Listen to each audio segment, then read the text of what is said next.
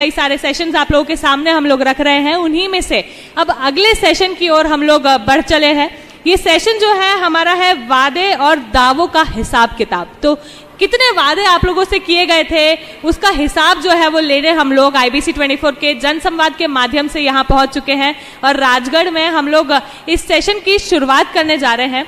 इस सेशन में हमारे साथ बने हुए हैं मनोज हाड़ा जी जो है सांसद प्रतिनिधि, विकास करोड़िया जी जो कि नगर पालिका अध्यक्ष है और उन्हीं के साथ में नीलम सक्सेना जी जो कि जिला महामंत्री है। ये तीनों ही हमारे साथ यहाँ पर चर्चा करने के लिए मौजूद है और तीनों से हम लोग चर्चा करके जानेंगे कि क्या हिसाब किताब है राजगढ़ का। बड़ी संख्या में जनता हमारे साथ यहाँ पर मौजूद है, क्या कहेगी राजगढ़ की जनता वो भी हम सुनेंगे और साथ ही में तीनों ही हमारे गेस्ट से बात करके जानेंगे कि किस तरह से वादों का हिसाब किताब उन लोगों ने भी रखा है। आगे का सेशन जो है वो हमारे सहयोगी राहुल सौमित्र जी रहेंगे। Rahul ji, over to you. और शुक्रिया निहारिका, ये सेशन बहुत ही अहम है। हालांकि इस मंच पर आप तीन नेताओं को देख रहे हैं, जैसा कि निहारिका ने परिचय भी करा दिया है। वादे और दावे, आप लोग बैठे हैं यहाँ पर, राजगढ़ के लोग बैठे हैं, साक्षात गवाह हैं। इन 2018 में इन लोगों ने बहुत सारे वादे किए होंगे, बहुत सारे दावे किए होंगे। तो ग्राउंड पर इनके दावे और वादों की हकीकत क्या है, आज यही जानने की कोशिश करेंगे। चूंकि 2.5 महीने बाद चुनाव है और ये मुस्कुराने का टाइम नहीं है बहनों और मेरे भाइयों। IBC 24 यहां पर पहुंचा हुआ है इन जनप्रतिनिधियों से बातचीत करने के लिए कि जो कहा था आपसे, राजगढ़ की जनता से जो कमिटमेंट किया था वो पूरा किया कि नहीं किया। तो सबसे पहले अभिनंदन करूंगा मैं मनोज सिंह हाड़ा जी का, जो कि भारतीय जनता पार्टी के वरिष्ठ नेता हैं राजगढ़ के। तो एक बार अगर इन्होंने काम किया है या नहीं भी किया है तो एक बार तालियों से स्वागत कर दीजिए आप लोग प्लीज। बहुत धन्यवाद।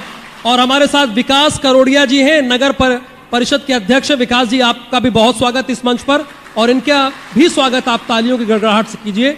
और नीलम सक्सेना जी हैं, महिला नेत्री है। चूंकि महिलाओं का तो भी हिसाब लिया जाएगा ना, चूंकि 4 करोड़ महिलाएं अपने प्रदेश में हैं और लाडली बहना योजना भी चल रही है और कांग्रेस वाले कह रहे हैं कि हम भी योजना लेके आएंगे। तो राजगढ़ में कितना धरातल पर उतरी है लाडली बहना योजना और महिलाओं की दूसरी योजनाएं कितना लाभ मिल रहा है, यह जानने की कोशिश करेंगे नीलम जी से। बहुत स्वागत इस मंच पर नीलम जी आपका। तो बिना देरी किए पहला प्रश्न मनोज जी मेरा आप ही से है। आप चूंकि भारतीय जनता पार्टी के वरिष्ठ नेता हैं, एक किताब लेकर आप आए हैं, प्रगति पथ। कैमरामैन से मैं गुजारिश करूंगा जरा इसे दिखाइए, बड़ी तैयारी के साथ आए भाई साहब आप। ये राजगढ़ प्रगति पथ क्या केवल ये राजगढ़ पर आधारित है? यहाँ पर एक बहुत बड़ी समस्या है सिंचाई की, क्योंकि 82% जनता जो है वो गांव में रहती है। तो पहले की स्थिति से और आज की स्थिति में किसानों के जीवन में क्या परिवर्तन आया? ये आपका माइक है और वो जनता है, उनको बताइए, जवाब दीजिए। पहले तो आप सभी का बहुत बहुत धन्यवाद। इस जनसंवाद में IBC 24 ने हमको मौका दिया बोलने का कि हमारी सरकार द्वारा जो कार्य किए गए, भारतीय जनता पार्टी की जो सरकार है, चाहे केंद्र की हो या मध्य प्रदेश की हो, जैसा हमारे सहयोगी साथी ने पूछा है, तो सबसे बड़ी बात तो ये है कि राजगढ़ जिला एक बीमारू जिले के रूप में जाना जाता था। राजगढ़ जिले की पहले पहचान कब की बात है? ये 2000 के पहले। अच्छा। राजगढ़ जिले में सबसे ज्यादा जो समस्या थी वो पलायन की थी। यहाँ का किसान गरीब बहुत ज्यादा था, तो वो पलायन करके कहीं दूसरी जगह फसल काटने जाया करता था। लेकिन जब से भारतीय जनता पार्टी की सरकार बनी और इस जिले को माननीय नरेंद्र मोदी जी ने आकांक्षी जिले के में शामिल किया गया, आकांक्षी जिले में जब ये जिला शामिल हुआ तो यहाँ की जगह जो विशेष रूप से सिंचाई की योजना आई है वो अपनी तरह की अनूठी योजना है। जो मोहनपुरा योजना है वो विश्व में पहली ऐसी योजना है जिसमें नहर का पानी अंदर से जा रहा है और इसको देखने के लिए पूरी दुनिया से एक्सपर्ट लोग आ रहे हैं, क्योंकि इस तरह की योजना आज तक कभी बनी नहीं है। जब मध्य प्रदेश में भारतीय जनता पार्टी की सरकार बनी तब यहाँ पे सिंचाई का जो रकबा था वो 45,000 हेक्टेयर था। वर्तमान में बढ़कर मोटे तौर पे 5 लाख हेक्टेयर के करीब चला गया है। तो अगर सिंचाई की बात, टारगेट तो आपका 8 लाख था, तकरीबन 8 लाख था, आप 5 लाख तक पहुंच गए, आप बता रहे हैं। पहले 45,500 था, हाँ। अब 5 लाख हेक्टेयर आ रहा है 5 लाख हेक्टेयर हेक्टेयर के करीब। ओके। तो इससे किसानों का पलायन रुका है, किसान आत्मनिर्भर बने हैं। और आप अगर इस जिले में घूम के देखेंगे तो वेयर हाउस की एक चेन बन गई है। पूरे जिले का ऐसा कोई भी तहसील, नगर, टप्पा नहीं बचा है जहां अन्न का उत्पादन नहीं हो रहा है। और हर जगह वेयर हाउस बनने का मतलब ही है कि अनाज पर्याप्त मात्रा में यहां पे उपलब्ध हो रहा है। इसका मतलब जो योजनाएं चली है वो कहीं ना कहीं किसानों के जीवन स्तर को ऊपर उठाया। तो चलिए, मनोज जी कह रहे हैं कि पहले स्थिति ऐसी थी कि किसान पलायन करते थे, यहां कुछ महीने रहते थे, कुछ महीने दूसरे जिलों में रहते थे, लेकिन ये कह रहे हैं, दावा कर रहे हैं कि अब वो स्थिति बदली है। तो मैं अब जानना चाहूंगा नीलम जी, चूंकि आप मध्य में बैठी हुई हैं, महिला हैं और महिलाओं को नेतृत्व भी कर रही हैं, आप कह रही हैं कि लाडली बहना योजना लेकर आई हैं आपने 1000 रुपए से 1250 कर दिया, बढ़ा दिया, और एक तिथि में महिलाओं के अकाउंट में पैसा जा रहा है। तो कांग्रेस भी तो ये कह रही है कि भैया अगर हमारी सरकार आ गई तो हम तो महिलाओं को 1500 रुपए देंगे और इसके साथ गैस सिलेंडर दाम 500 कर देंगे, जैसे राजस्थान में कर दिया। धन्यवाद करना चाहूंगी आपका मैं, और यहाँ जितनी भी मेरी मातृशक्ति बेटी है उनका मैं स्वागत करती हूँ। जी। देखिए, आपने अभी ये बताया कि कांग्रेस सरकार 1500 रुपए की बात कर रही है, तो ये बताइए कि जब 1.5 साल की सरकार कांग्रेस की बनी थी तो महिलाओं का सम्मान उस समय क्यों नहीं किया गया? उस समय महिलाओं से संबंधित योजनाओं को क्यों बंद कर दिया गया था? लाडली लक्ष्मी योजना जो हमारे प्रदेश की एक लिंग अनुपात में बहुत अधिक स्तर पर कारगर साबित हुई है, उस योजना को बंद कर दिया था। मुख्यमंत्री योजना, उस योजना को बंद कर दिया था जिसे मुख्यमंत्री कन्यादान योजना के माध्यम से हमारी कई बेटियां का विवाह हो रहा था, उस योजना को क्यों बंद कर दिया गया था? तीर्थ योजना, जो कि हमारे बुजुर्ग लोग, जो हमारे घर परिवार के, जो हमारे निम्न तबके के, जो हमारे ऐसे लोग हैं जो तीर्थ जाने में सोचते थे, उस योजना को क्यों बंद कर दिया गया था? पहले तो मैं ये कमलनाथ की सरकार से पूछूंगी कि जब आप नारी सशक्तिकरण की बात करते हैं तो उस समय उस 1.5 साल की सरकार में आपने उन योजनाओं को क्यों बंद कर दिया था? और यहाँ बात अगर यहाँ महिला सशक्तिकरण की आती है तो हमारे मुख्यमंत्री जी माननीय शिवराज जी महिलाओं को सशक्त करने में कहीं पीछे नहीं हटे हैं। आज अगर उन्होंने 1000 रुपए की बात कही है तो 1000 रुपए 10 तारीख को उनके सम्मान निधि के रूप में उनके खाते में पहुंच रहे हैं, और 1250 रुपए की बात कर रहे हैं वो अक्टूबर की पहली 10 तारीख को भी पहुंचेंगे। और जो उन्होंने आप लोगों से वादे किए हैं कि मैं 3000 रुपए तक इस योजना को लेके जाऊंगा, तो वो वादे बिल्कुल बराबर पूरे करेंगे। हम धरातल पे काम करते हैं, हम जमीन पे काम करते हैं, हम हवा में काम नहीं करते। और कमलनाथ की सरकार, कांग्रेस की सरकार हवा में काम करती है, उसका कोई जनाधार नहीं है। और यहाँ जितनी भी मेरी जनताएं बेटी, जितनी भी मेरी मातृशक्ति बेटी है, सब शिवराज जी की योजना से, लाडली बहना योजना से सब खुश है। आप चाहे तो इनसे पूछ सकते हैं। तो आप कह रही हो कि उन्होंने आपकी योजनाओं को बंद कर दिया जब 15 महीने की सरकार आई? जी बिल्कुल। वो तो कह रहे हैं कि हमने किसी योजना को बंद नहीं किया, बल्कि और सशक्तिकरण किया और मजबूत किया, और आगे आने वाले समय में और मजबूत करेंगे। हमारी दूसरी जगहों पर सरकार उठा के देख लीजिए। कैसे मजबूत करेंगे? जब चलित योजनाओं को बंद कर दिया गया है तो वो कैसे इस योजनाओं को मजबूत करेंगे? वो बातें करते हैं। मैं कमलनाथ जी को बोलना चाहूंगी कि अगर आप उन योजनाओं की बड़ी चिंता आज कर रहे हैं तो उस समय 1.5 साल में क्यों बंद करी? पहले तो मुझे इस चीज का जवाब चाहिए उनसे कि उन्होंने क्यों बंद करी इस योजनाओं को। और आज आप मातृशक्ति सशक्तिकरण की बात करते हैं तो नकल करते हैं आप। शिवराज जी अगर महिलाओं के लिए कोई योजना लेकर आए तो आप नकल पे उतर आए हैं। आप पहले कहाँ गए थे? कि जरूरी है कि जो सत्ता वाली सरकार है वही अगर जन कल्याणकारी योजनाएं लेकर आए, आप भी अगर सत्ता में आना चाहते हैं तो आप भी उन योजनाओं को पहले से लाने की कोशिश करते हैं। सिर्फ आप नकल करना जानते हैं, सिर्फ नकल करना जानते हैं, सिर्फ नकल करना जानते हैं। जनता का उद्धार करना नहीं जानते। जनता का उद्धार सिर्फ भारतीय जनता पार्टी की सरकार ने किया है, माननीय नरेंद्र मोदी जी ने किया है, माननीय शिवराज जी ने किया है, और आगे भी यही करेंगे। चलिए, आप कह रही हैं कि कांग्रेस आपकी नकल कर रही है, ये आप कह रही हैं। हालांकि उनका क्या है, उनसे जवाब जानेंगे, लेकिन हमारे साथ विकास जी हैं। अब विकास जी, राजगढ़ अगर देखा जाए तो दूसरे राज्यों से आकांक्षी जिला तो है, ये मनोज जी ने बताया, और यहाँ पर जो एक बड़ी समस्या थी किसानों की, पानी की समस्या थी सिंचाई के लिए, उसे आप लगातार कम कर रहे हैं। लेकिन साफ सफाई की व्यवस्था देखी जाए, गांव की व्यवस्था देखी जाए, तो उसको लेकर नगर परिषद ने अब तक कितना काम किया है और उसकी आगे की क्या कार्य योजना है, मैं आपसे जानना चाहूंगा। नगर परिषद आ रही। नगर परिषद स्तर की अगर बात करें तो अभी 1 साल नई परिषद को बने हुआ है। पचोर नगर की बात करें या राजगढ़ जिले की 14 नगर पालिका की बात करें, सभी जगह भारतीय जनता पार्टी जनप्रतिनिधिगण जनता को मूलभूत सुविधाएं दे सकें, जिनकी आवश्यकता पिछले कार्यकाल से थी, उसके पहले से थी, उन सब पर हम कार्य कर रहे हैं। स्वच्छता का एक बड़ा मिशन केंद्र सरकार और राज्य सरकार सहयोग से हर नगरीय क्षेत्र में जारी है। जहां पर नालियों की समस्या थी, नालियों को पक्की बनवाने के जो एक प्रक्रिया रहती है नगर परिषद में टेंडर वगैरह जारी करने की, वो सतत जारी है। कोई भी परिवर्तन जब भी दिखेगा जब उसको पूरा समय मिलेगा। नालियां बनने के बाद ही आपको स्वच्छता दिखेगी, उसके पहले अगर हम ये कहें कच्ची नालियों में स्वच्छता होगी तो संभव नहीं होगा। तो मेरा ऐसा मानना है कि 1 साल इन सब परिस्थितियों में लगता है। कहीं पर बहुत लंबे समय से गंदगी का अंबार लगा हुआ था। हम सतत नगरीय क्षेत्रों में सफाई कर्मियों को बढ़ाया गया है, उनको समय की टाइमिंग को बढ़ाया गया है और निरंतर स्वच्छता व्यवस्था पर पचोर नगर में कार्य जारी है। मनोज जी, आप माहौल बनाने की कोशिश कर रहे हैं राजगढ़ में और मध्य प्रदेश में। उधर से ये कहा जा रहा है, यानी कांग्रेस पार्टी एक बार बार कह रही है कि ये सब इन्हें अभी याद आ रहा है, जब चुनाव आ गया सर पे तो एक से एक योजनाओं की घोषणा की जा रही है। 18 साल में तो कभी जनता की याद नहीं आई। इसमें क्या सच्चाई है? देखिए, कांग्रेस की तो वो हालत हो गई है कि ना उनसे खाते बनता है ना निगलते बनता है।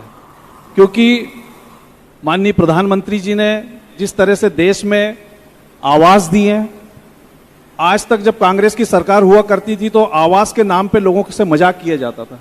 जो आदमी की मूल आवश्यकता थी, रोटी कपड़ा और मकान, गिनती के मकान आते थे। आज देश में हर गरीब व्यक्ति के ऊपर पक्की छत है। यहाँ बहनें बैठी हुई उज्ज्वला योजना के माध्यम से योजनाएं दी है। हमारे मुख्यमंत्री जी ने जितनी योजनाएं चलाई, इतनी पूरे प्रदेश में जितनी योजना है, कई प्रदेशों ने उसको रोल मॉडल के रूप में लिया है। लाडली लक्ष्मी योजना जब आई थी तो इन्होंने उसका भी मजाक उड़ाया था।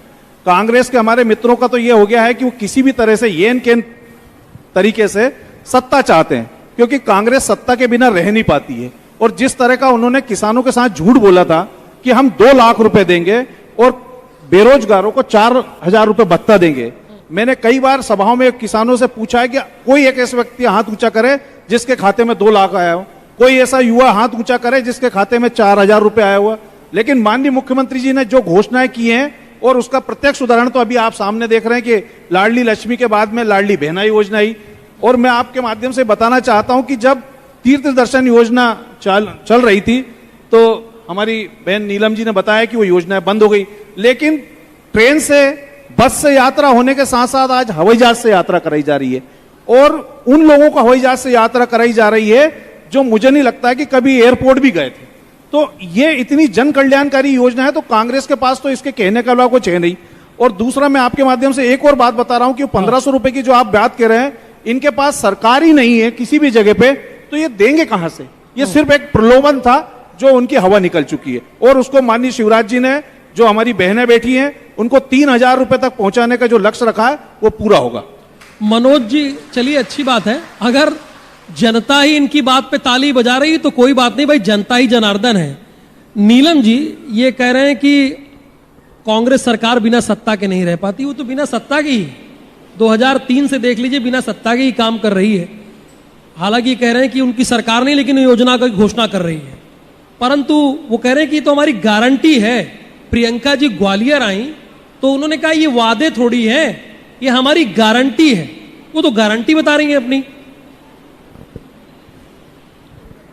योजनाओं की, जैसे कि वो कह रहे हैं कि 1500 रुपए हम हर महीने देंगे इन महिलाओं को जो दिख रही हैं, सिलेंडर हम 500 कर देंगे। और वो कह रहे हैं कि हमारे वादे नहीं, हमारी गारंटी है। देखिए, अभी तो उनकी कोई गारंटी नहीं है कि वो सत्ता में आए, क्योंकि माननीय शिवराज जी और माननीय नरेंद्र मोदी जी के नेतृत्व में जो जन कल्याणकारी योजनाएं आ रही है, और जो योजनाएं हमारे प्रदेश से लेके हमारे गांव-गांव तक जारी है, उन योजनाओं का तो यहाँ बैठी जनता आपको जवाब देगी कि उनको मिल रहा है कि नहीं मिल रहा है। रहा सवाल, वो बोलते हैं कि हम 1500 रुपए देंगे, तो जब सरकार बनेगी तब 1500 रुपए देंगे। सरकार बननी ही नहीं है, क्योंकि जनता उसे खारिज करेगी। यहाँ बैठकर जो हमारी जनता बैठी है, जो योजनाओं का लाभ ले रही है, वो जानती है कि कौन व्यक्ति सच बोलता है और कौन व्यक्ति झूठ बोलता है। आज अगर 20 साल से हमारी सरकार सत्ता में है तो उसका कारण है कि जनता का आशीर्वाद है, जनता का विश्वास है, इसलिए हम टिके हुए हैं। नहीं तो हम कब के चले जाते हैं। ये विश्वास है हमारे मोदी जी का, ये विश्वास है हमारे मुख्यमंत्री शिवराज जी का, जनता का, कि उनके ऊपर, कि वो आज अभी भी आने वाले समय में भी हम भारी बहुमतों के साथ में सरकार बनाएंगे और जो वादे हमारे शिवराज जी ने कहे उन वादों को हम आगे तक लेकर जाएंगे। और निराधार वादे करती है कांग्रेस। कांग्रेस का कोई अस्तित्व नहीं है। अगर अस्तित्व होता तो जो कहते वो करते। लेकिन उन्होंने, जब मैंने आपको बताया कि 1.5 साल की सरकार थी, उस सरकार में भी उन्होंने ऐसी जन कल्याणकारी योजनाओं को बंद कर दिया, तो उनसे क्या अपेक्षा करेगी ये जनता। और ये जनता सब जानती है, जनता की आंखें खुली हुई है। और जनता तो हमारे साथ है, भारतीय जनता पार्टी के साथ है, माननीय नरेंद्र मोदी जी के साथ है, माननीय मुख्यमंत्री जी के साथ है, और हमारा परचम लहरेगा और भारी बहुमतों के साथ परचम लहरेगा। चलिए, आपका ये आत्मविश्वास बना रहे और आपकी इस बात पे यहाँ के स्थानीय सांसद ने भी ताली बजा दी। लेकिन अगर जनता ताली बजाए तो और बढ़िया है ना। वो तो आप ही के पार्टी के हैं, आप ही के पार्टी के हैं। विकास जी, अगर हम ये जानना चाहें कि राजगढ़ में यहाँ की जनता आपको भाई क्यों चुने, क्यों चुने आपको जनता, क्या किया आपने? इसलिए चुने।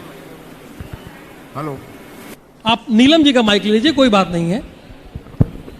जनता इसलिए चुनेगी भारतीय जनता पार्टी को, हाँ, कि युवाओं के लिए हम बैंड बाजा बजाने की योजना लाने के, सीखो कमाओ योजना लेके आए हैं।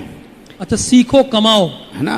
इसी में 8,000 रुपये जब मिलेंगे, जब आदमी काम सीखेगा, युवा काम सीखेगा, उसके बाद तो उसको इतने पंख लग जाएंगे, उसको अपने सेवा करने के कार्य में, वो अपने आप अपने परिवार की उन्नति करने में लग जाएगा। बड़े बड़े डेमो जब सिंचाई चालू होगी ना, तो हमारा राजगढ़ जिला शायद हरियाणा पंजाब को पीछे छोड़ देगा। इसलिए भारतीय जनता पार्टी को चुनना चाहिए। ये चीजें आप राजगढ़ जिले के किसी भी क्षेत्र में देख लें। रेलवे के ट्रैक पे आप लोग घूम के जाएं, रेलवे ट्रैक पे कितने काम चल रहे हैं। 4 लेन के ट्रैक पे आप देख के जाएं, 4 लेन के ट्रैक पे कितने काम चल रहे हैं। तो भारतीय जनता पार्टी को कहने की और बताने की आवश्यकता अब नहीं बची 20 साल के शासन के बाद कि हमने क्या किया है।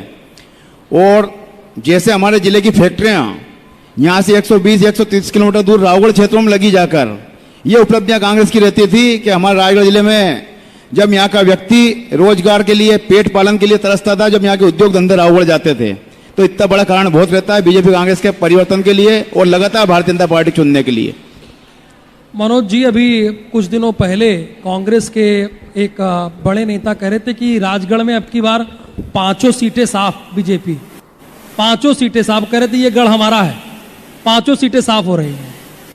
देखिए, यहाँ दिग्विजय सिंह 10 साल मुख्यमंत्री रहे। अच्छा, इस जिले से जीतते रहे, और इस जिले को जिस तरह उन्होंने अंधकार में धकेला था, जिस तरह का अन्याय इस जिले की जनता के साथ दिग्विजय सिंह जी ने किया है, वो उसी का परिणाम आज तक भुगत पा रहे हैं कि वो आज तक सत्ता में वापस लौट के नहीं आ पाए। वो जिस दिन से उनकी विदाई यहाँ की जनता ने करी है जिले की ने, तो वो आज तक सत्ता में नहीं आए और सपने देखने में किसी के पैसे लगते नहीं है। कांग्रेस कहती रहे, उससे कोई फर्क नहीं पड़ रहा है। और आपके माध्यम से बता देना चाह रहा हूं कि माननीय प्रधानमंत्री जी ने, माननीय मुख्यमंत्री जी ने और इस क्षेत्र के सांसद ने जो विकास किए हैं वो जनता के सामने है। जैसे अभी हमारे विकास भाई ने बोला है, शायद मुझे लगता है आपको भोपाल से आने में अब 2.5 घंटे लग रहे हैं। आपने वो जमाना नहीं देखा है जब भोपाल से आने के लिए लोगों को यहाँ 5-5, 6-6 घंटे लगते थे। रोडें हुआ नहीं करती थी। ये हाईवे आप देख रहे हैं, मेगा हाईवे की स्थिति है। ये इंदौर से आधे 1-1 घंटे में लोग सफर तय करके अपनी दूरियां तय कर रहे हैं। तो ये कहीं ना कहीं विकास की वजह से जनता ने हमको चुन रखा है। और जनता ने अगर विश्वास जिताया भारतीय जनता पार्टी में, तो वे विकास के नाम पे ही जिताया। कांग्रेस अगर ये कह रही है तो निरर्थक कह रही है। आप कह रहे हैं कि वो सत्ता में नहीं, बीच में तो जनता ने उन्होंने चुना था। वो कह रहे हैं कि हमारी सरकार को इन्होंने गिरा दिया, अब इस बार बदला लेंगे। आपने कहा सत्ता में नहीं, बीच में 18 में तो आए थे ना, 18 में तो वो आए थे सत्ता में, कहते हैं लेकिन बीजेपी ने गिरा दी सरकार। ये हर जगह कहते रहते हैं। देखिए, उनका जो वोटिंग परसेंटेज था वो हमसे कम था। हाँ, कुछ एक थोड़ा सा 4.09 उनका था। हाँ। और 41% वोट हमारा था। तो ये मत से ये नहीं कह सकते कि जनता ने हमको नहीं पसंद किया। इसी कारण से हम कुछ सीटें 200-500 से वोटों के आधार पर आप आगे थे, प्रतिशत के आधार पर। रहा सवाल सरकार का, तो उनकी पार्टी में जो सिंधिया जी थे उनको कहीं ना कहीं ये लग रहा था कि जो कांग्रेस ने जोड़ तोड़ से सरकार बनाई थी वो वादा पूर्ण करने में सक्षम नहीं थी और जनता के बीच में जाने की स्थिति में वो थे नहीं। उन्होंने भारतीय जनता पार्टी का साथ अपनाया और उन्हीं ने भारतीय जनता पार्टी को सहयोग करके भारतीय जनता पार्टी की सरकार बनवाई। तो इसमें कहीं भारतीय जनता पार्टी का वो नहीं था जोड़ तोड़ का, उन्हीं के पार्टी में स्थिति हो गई थी। उन्हें पता था कि कांग्रेस जो वादे करेगी वो पूरे नहीं कर पाएगी। यानी जो वादा उन्होंने किया था, जनता के साथ कमिटमेंट किया था, वो पूरा नहीं कर पा रहे थे, इसलिए ऐसा हुआ। ये आप मैंने आपसे पहले भी बोला कि उन्होंने 2 लाख रुपए देने का वादा किया। कोई एक किसान बता दे जिसको 2 लाख रुपए का कर्जा माफ हुआ तो वो हो। कहते हैं कि भैया हमने विधानसभा के पटल पर रख दिया, चेक कर लीजिए, अपने मंत्रियों से चेक करा लीजिए। हमारे मुख्यमंत्री जी, हमारे प्रधानमंत्री जी ने जो वादा जिस तारीख को किया है, ये बहनें बेटी है, 10 तारीख के दिन आपके खाते में पैसा आता है कि नहीं आता? बहनों जोरदार ताली बजा के बताइए। 10 तारीख मतलब 10 तारीख, 1 तारीख भी इधर उधर नहीं हो रही है। तो जो तारीख हमारे यहाँ तय है उसी तारीख पे हम वादा। मनोज जी, आप मजे हुए नेता, मैं समझ रहा हूँ, सवाल कुछ और पूछा जा रहा है, जनता की आड़ लेके ताली बजवा रहे हैं। तो 10 तारीख को आ रहा है पैसा, बता रही हैं। चलिए, तो क्या नीलम जी आप इसे अपना मास्टर स्ट्रोक मानती हैं, लाडली बहना योजना को? देखिए, भारत में 50% आबादी का हिस्सा भारतीय जनता पार्टी मतलब पूरे संविधान में महिलाओं को दिया गया है, आधी आबादी है ना।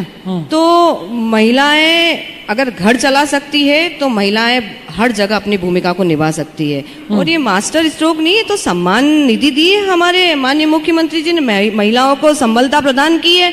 और इनका आशीर्वाद जरूर हमारे माननीय मुख्यमंत्री जी को मिलेगा, हमारी सरकार को मिलेगा, क्योंकि हमारी बहनें जितनी भी यहाँ बैठी हुई है सब खुश है और सरकार के जितनी भी योजनाएं, सब योजनाओं का लाभ ले रही है। एक एक बहन उस योजना का लाभ ले रही, कोई बहन वंचित नहीं है। किसी कारण से कोई बहन वंचित हो गई होगी तो उसे हम लोग जा जाके घर घर जा जाके हमारी योजनाओं को बताते हैं। कई पेपर, कई कागज अधूरे रह गए, उन तक पहुंचाते हैं और उनको लाभ दिलाते हैं उनको लाभ। तो ये बिल्कुल हमारी बहनें हमारे साथ रहेगी और बिल्कुल भारी बहुमतों से हम सरकार बनाएंगे और वापिस हमारे माननीय शिवराज जी को हम मुख्यमंत्री बनाकर यहाँ स्थापित करेंगे। ये हमारा लक्ष्य है और हम उस लक्ष्य पे खरे उतरेंगे, 100% खरे उतरेंगे। यानी आप मास्टर स्ट्रोक नहीं, सम्मान मानती हैं? बिल्कुल सम्मान मान रही हैं। ये सम्मान है, ये एक भाई का अपनी बहन के लिए विश्वास है कि जो आज उन्होंने उस बहन को जो पैरों पे खड़ा किया है, जो उस बहनों को सम्मान दिया। मेरी बहनें, आप बताइए यहाँ पर ये विश्वास है कि नहीं है? ये विश्वास है इन करोड़ों बहनों का मध्य प्रदेश की, कि जो एक अपने भाई के लिए, और आंच आने दीजिए आप, मैं विश्वास से दावा करती हूँ कि ये सारी बहनें उस आंच के सामने खड़ी हो जाएगी और हमारे शिवराज जी को वापस से मुख्यमंत्री बना के और ला के यहाँ पर स्थापित करेगी। जोरदार ताली बजाइए अपने शिवराज जी के लिए। अच्छा विकास जी, चूंकि हम लोग इस बहस के अंतिम सिरे में हैं, मनोज सिंह ने एक पुस्तक यहाँ पर एक लेकर आए हैं। ये मैं आप ही से पूछ लेता हूँ, ये इस पुस्तक में लिखा है कि आत्मनिर्भरता के पथ पर लोकसभा क्षेत्र राजगढ़, क्या आप भी ये मानते हैं? आपको लगता है कि क्या ये सिर्फ कागजों में ही है? आपको लगता है कि आत्मनिर्भर लोकसभा क्षेत्र नहीं बन रहा हमारा? नहीं, मैं आपसे पूछ रहा हूँ। आपको लगता है क्या? नहीं, आप बताइए। आप या तो हमारे रायगढ़ लोकसभा क्षेत्र में घूमिए पहले आप, और अपनी टीम के साथ घूमिए। हाँ, मैं 3 दिन से यहीं पे हूँ। और बजाय नेताओं के स्टेटमेंट लेने के, गरीब लंगोटी वाले का स्टेटमेंट लीजिए, आपको समझ में आ जाएगा भारतीय जनता पार्टी ने क्या किया है। ये अतिशोक्ति नहीं है। ये रायगढ़ जिले में पिछले 10 साल में जो परिवर्तन केंद्र सरकार, राज्य सरकार ने किए हैं, उसका परिणाम आपको जनता के सामने दिखेगा।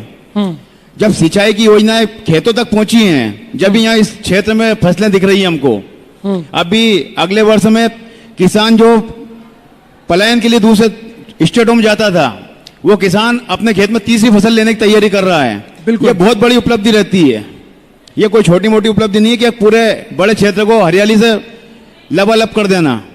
कहीं ना कहीं काम हुए हैं, उन काम के दम पर ही भारतीय जनता पार्टी पुनः इस क्षेत्र में जीतने की ओर अग्रसर हो रही है। चलिए, बहुत शुक्रिया आपका विकास जी, नीलम जी, मनोज हाड़ा जी। इन्होंने राजगढ़ के विकास के बारे में बताया, बेबाकी से जवाब दिया। कांग्रेस के जो आरोप रहे उसका भी इन्होंने जवाब दिया और इनका मानना है कि जो लाडली बहना योजना है और राजगढ़ में विगत 10 वर्षों से जो काम किया गया है, उसी के आधार पर एक बार फिर से हम सरकार बना रहे हैं। बहुत शुक्रिया और जनता का भी बहुत बहुत धन्यवाद जो इनको सुना। लेकिन अगला सेशन भी आप बने रहिए। अगला सेशन आपके स्थानीय सांसद का होगा, उनसे भी सवाल जवाब होगा, उनसे भी जानने की कोशिश करेंगे। धन्यवाद। बिल्कुल, तो ये सेशन जो है हमारा काफी ही दमदार रहा। हम लोगों ने देखा किस तरह से यहाँ पर चर्चा की गई।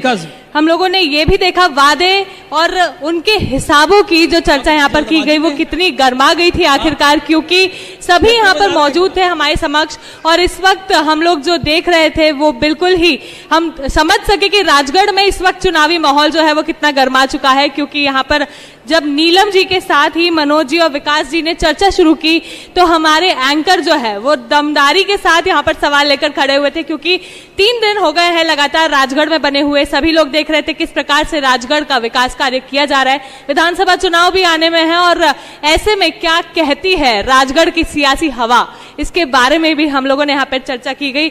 आप लोगों का बहुत बहुत शुक्रिया। हमारे साथ मौजूद थे मनोज हाड़ा जी, सांसद प्रतिनिधि, विकास करोड़िया जी और साथ ही में नीलम सक्सेना जी। हम हमारे स्थानीय रिपोर्टर यानी कि अरुण श्रीवास्तव जी से निवेदन करूंगी कि तीनों को ही सम्मानित करें और मंच पर आकर उन्हें हमारा जो टोकन है वो देकर आईबीसी की टीम की तरफ से सम्मानित करें। अरुण जी। सबसे पहले विकास जी आपके पास हैं, उन्हें सम्मानित कीजिए और तालियों की गड़गड़ाहट से स्वागत कीजिए कि विकास जी ने जो कमिटमेंट किया है ये याद दिलाता रहेगा, पूरा किया या नहीं किया। इन्हीं के साथ हमारे साथ मौजूद हैं नीलम सक्सेना जी। अरुण जी, निवेदन करूंगी आप नीलम सक्सेना जी को भी मंच पर सम्मानित करें।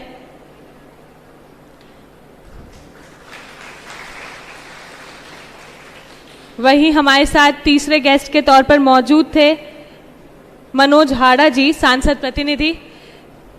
निवेदन करूंगी आप उन्हें भी सम्मानित करके हमारे इस सेशन को विराम दें। धन्यवाद आप सभी का। आप सभी का बहुत धन्यवाद। नीचे बैठी महिलाओं का भी बहुत बहुत धन्यवाद। आप सभी लोग लगातार हमारे साथ बने हुए हैं। अब हम हमारे अगले सेशन की ओर बढ़ेंगे, उसके पहले एक छोटे से ब्रेक के लिए